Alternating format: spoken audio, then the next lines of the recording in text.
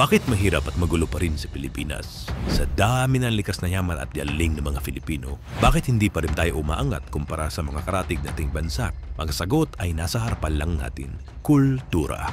Ang tunay na yaman ng bansa ay hindi lang nasa lupa, hindi lang nasa ginto, nasa pagkakakilanlan.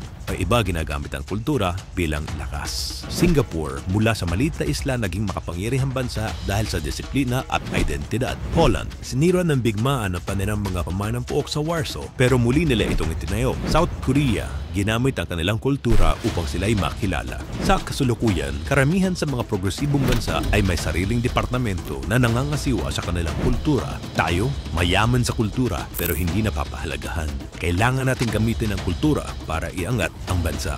Ang kultura ay higit pa sa sining. Hindi lang ito dekorasyon, ito'y isang revolusyon. Ang kultura ay hindi lang libangan, ito'y pagkilos, paglaban at pagbabago. Ito ang pinagmumulan ng ating lakas, ganda, galing at talino. Dito makikita ang ating pagiging Pilipino mula noon hanggang ngayon. Ang ating kultura ay sumasalamin sa ating tagumpay sa mundo. Isipin mo, kung lahat ng pulisiya at programa ng gobyerno ay nakaangkla sa kultura, uunlad ang ekonomiya dahil ang kabuhayan ay akma sa ating likas na yaman. Lalawak ang kolektibong kaalaman at kamalayan at walang mapag-iiwanan. Kapayapaan at pagkakaisa ay posible dahil may respeto at pagpapahalaga sa isa't isa. Hindi kailangan manggaya dahil ang kulturang Pilipino ay sagana. Kung ang mga panukala ay hango sa ating kultura, tiyak na ang bunga ay tunay na makapilipino.